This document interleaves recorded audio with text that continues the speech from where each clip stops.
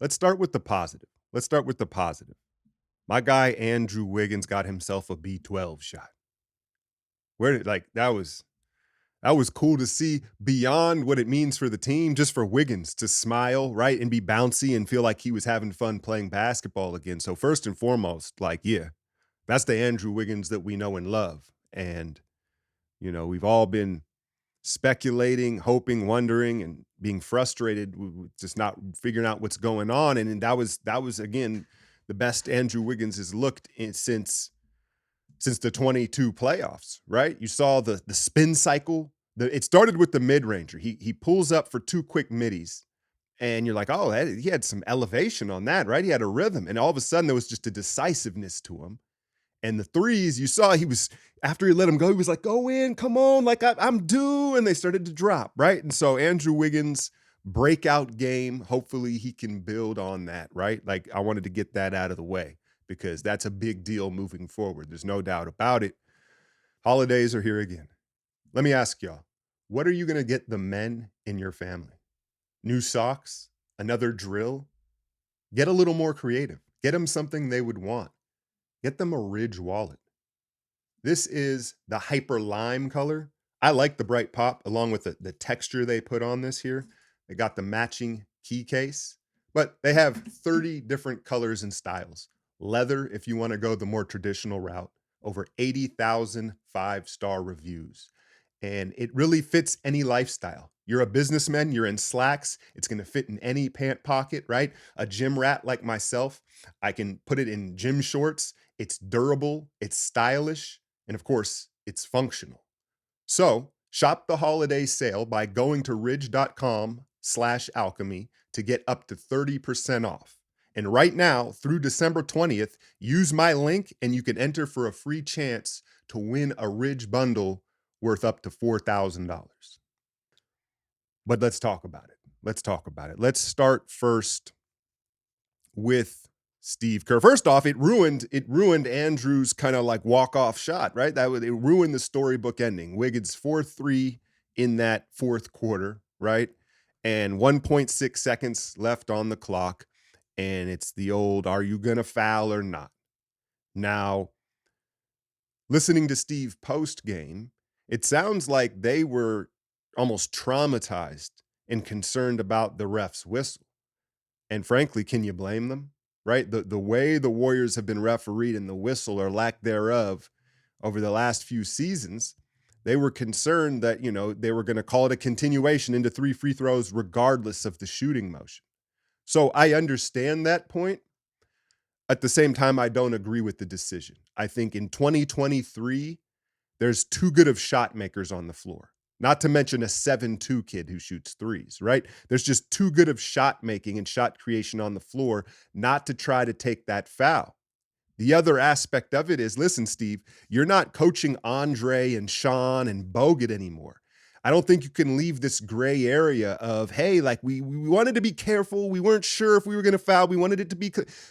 I think you have to decisively give the order with this younger roster who needs more direction, right?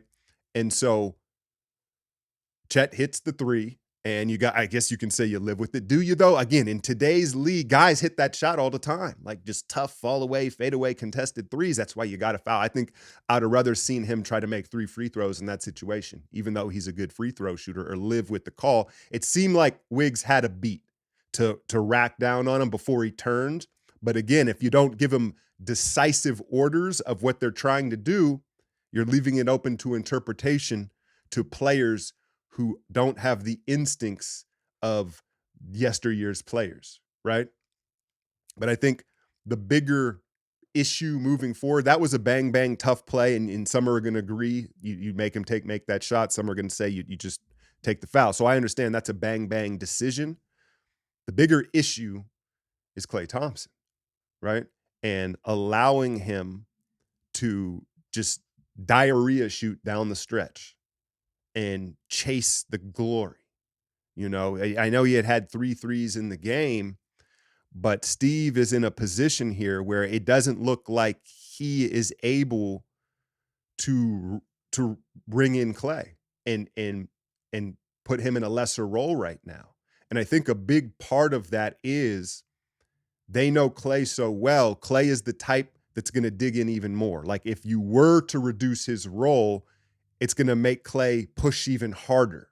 And I think that that is probably what's making it more difficult, along with the history and what he means to this organization and who he is. But I think that knowing his personality, they're like, dude, that's going to backfire. And that's why they're so hesitant to. But the bottom line is, in crunch time, Klay's just he's unreliable. You can't trust his decision making. It's one thing to miss a shot that's a a, a well-generated shot, right? But it's those were turnovers. The shots that Klay was taking in overtime down the stretch, you might as well check those as turnovers. And so we all kind of lean on, well, Klay has slow starts and history shows this and that. He's off balance, he's pushing. This may be a kind of coming to Jesus moment for Klay. Like, hey, dude, you have to take on a different role at this point in your career. Now, is that only shooting standstill shots? Is that being a gunner off the bench? Is he able to accept that role on this roster? Can Steve Kerr properly coach Klay Thompson on this roster? Right? And so in the grand scheme of things, both of them are essentially in contract years. Not essentially, they are in contract years, right? And so that adds even more pressure and more of a microscope on the situation. If you're Joe Lacob, do you call Klay up into the office and say, hey, 3 for 30, and it's because we love you? No, I don't know. I don't like talking about these cats and money and all that stuff. But yeah, man, it's just snowballing here. Now, Steve, obviously both these guys have such a cachet with the team, right? And they've earned the right to push through struggles and figure things out. But hypothetically speaking, like if this is just an issue that snowballs throughout the year and the Warriors aren't in contention like they expect to be, there's a real possibility that both of them could be out of here next year. Like I know it's early to kind of say this, but we're all thinking it, right? We're like both in contract years. Like this just doesn't seem to be going well. And the other thing that I'll say about Steve is the defense. It clearly, Mike Brown is obviously in Sacramento. I don't think there's enough attention to detail to the decision making defensively and the switching scheme. It's not making sense. The other thing is, my God, Trace Jackson Davis. That's what, when they panned to the bench after the first stoppage and he wasn't dressed down and Quinones was, that's when I started cursing. That's when I started cursing last night, because it just doesn't make sense. And again, you've got Sarge and Looney who need to play drop coverage, but they're asking them to switch. The switching is, they're trying to change it every other possession. It looks really bad. They've got to figure something else out, because the scheme that they're running out there, it's not working. However, the Oklahoma City Thunder, I think, are going to make a lot of people look that way. Like, you want to talk about a devastating team. I just finished up my breakdown and I proposed the question at the end, like, hey, could the Thunder come out of the West? Right? Like it feels a year premature to say that. Like they're not quite, they're too young. But then you look around the West, this aging West, in the context of what we're looking at, and their time could be now. So I think the Thunder are a devastating matchup with their shot creation and their size. But that said, the defense, they've got to get on the same page.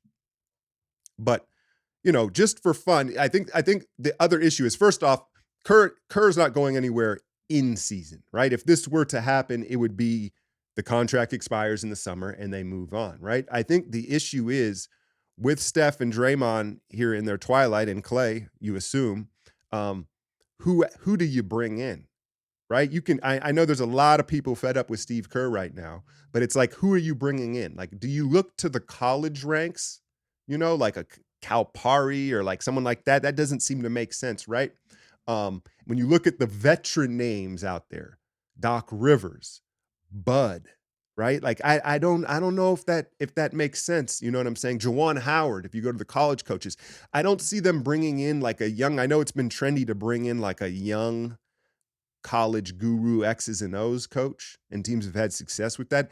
I just don't know what the answer is. And then, because it feels like the roster, even though, they're going to have to use the youth, they need a veteran coach at least for the remainder of Steph's career. And I don't know who that is. You've either got like the D'Antonis and the George Karls who are aged out, or the Docs and the Buds who I think right now have just left a bad taste in people's mouths as far as like it's a sidestep from Kerr at the most, right? So I don't know the answer to that, but I think that this is a topic that's going to build as the Warriors continue to struggle. But I mean, yeah, I'm not going to hold you. That was a devastating loss, right? That was that one. It's early. It's early to say this. What are we, 14, 15 games in? That one hurt me the worst. Like, are you kidding me? Ruining the Wiggs storyline. And just the fact that we lost 5 in a row. And I don't understand the non-usage of Trace Jackson. I understand he was in the G League. It is very clear we need rim protection. Loon and Sarch have to play drop, but they're not. They're like in this, hey, or what are we? So, oh, were we switching? Like there's way too many of that going on. And what can you do to make up for this lack of perimeter defense and point of attack defense? You've got to have somebody at the back that's threatening shots. And we have a kid on the bench who we drafted and said, hey, he's 23 years old. He's ready to contribute now. And you got him standing in sweatpants while you have another small guard in uniform. So there's decision-making problems all over. Silver lining, Steph's back, right? You know, he's rested. I don't think Steph had that great of a game. I think he got tired down the stretch. But if Wiggins can build on this performance, maybe he can have a trickle-down effect throughout the roster and guys can kind of get fit back into the roles we expected them to be in. But I still believe whether it's Trace or somewhere else, we're going to talk trades here soon because it looks like we're going to have to, the way things are going, right? They're going to have to find a way to get some rim protection because, you know, Dario and Loon, that's not their game. And they're good at what they do, but we need another element because things have changed. The West is young, athletic, and really tough right now. And so I guess my question is, for those of you that are ready to move on from Steve Kerr, then who, right? Then who? Mark Jackson, Luke Walton, right? You have to have a better option to go to. And again, like I said, I think Steve has earned the right to try to figure this out. But I think we also all are kind of seeing the writing on the wall. It's the same scenario that Bob Myers left because he wanted to avoid. Even if Steve Kerr can adjust and be the coach that he needs to be, can he be the coach to this team and this roster? Can he get Klay to buy into a new role? Are his relationships too strong with the core to move into the future in the right direction? As always, hit that like, share, and subscribe. I'm out, y'all.